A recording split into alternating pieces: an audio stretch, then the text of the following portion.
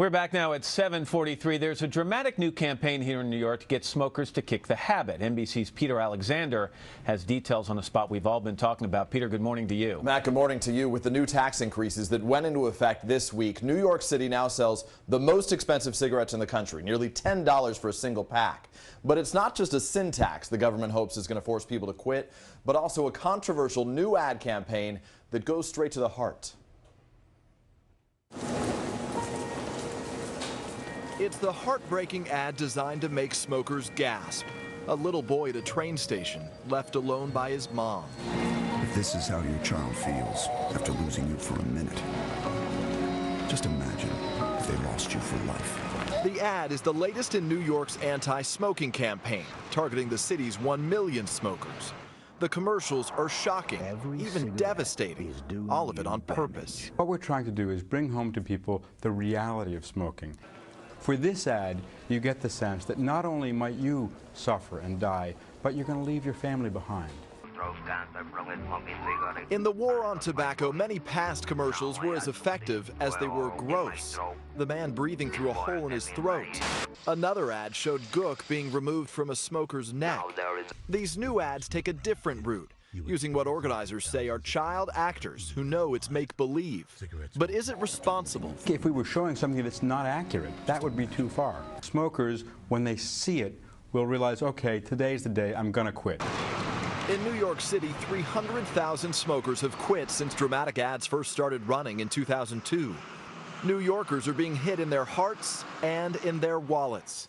As of April 1st, new taxes have knocked the price of cigarettes here to $9 a pack. I'm going to just bum off of people and quit, really. Eventually I want to stop. I can't afford it, to be honest. Smokers trying to kick the habit at any cost.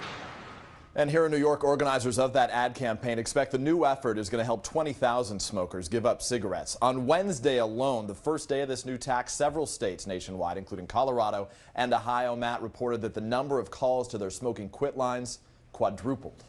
All right, Peter, thank you very much. That's Peter Alexander. So do the new ads go a little bit too far? CNBC's Donnie Deutsch is the chairman of the Deutsch Advertising Agency. Hi, Donnie. Good morning to Matt, you. good to see you, man. Effective. I'm going to go specifically to the little boy in the train station because that's the one that got my attention. How effective a spot is that? Bravo. Really? You and I are both dads. A great ad is a one-on-one sales pitch. If I said to you, hey, Matt, let's say you smoke. Stop smoking. It's going to hurt your lungs. And you go, say, Matt, you got kids. How about if your boy is the only one at a Little League game without his dad? That's going to get to you.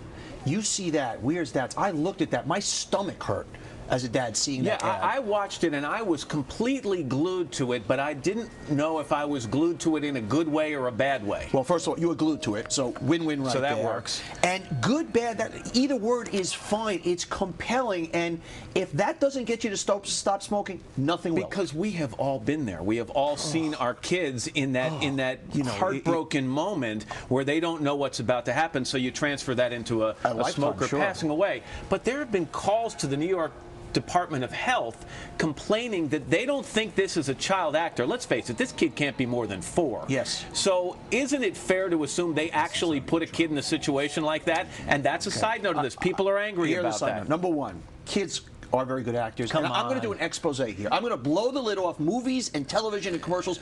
Maybe sometimes they make a kid cry. But if it saves 20,000 lives for 5 seconds of a kid cry, I'll take that trade. But I just want your honest advertising opinion. That little boy in that ad, did they tell him this is a commercial, everything's going to be okay, or do you think they put a kid in a spot and they took his mom away and that was natural? I think one of two things happened. Either, honestly, there are kids that are great actors, or maybe they didn't take a kid's mom away, but they did something to make the kid cry. Would I do that? No. Like I said, if a kid cries for 10 seconds, we save 20,000 lives, I'm all in.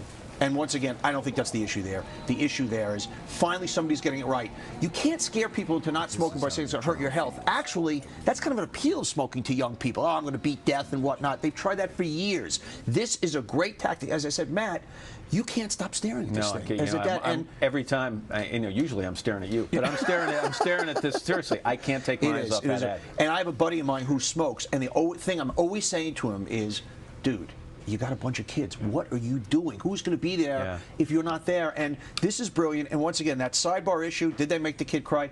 I don't know. You know me, and in the big picture, you don't really care. I'm not saying I don't care because I don't get thousands of letters. I wouldn't put my kid in ads. The issue here is we're going to save some lives. Donnie Deutsch. Good to see you. I hope you're feeling okay, man. Thank you. I am. Thank you.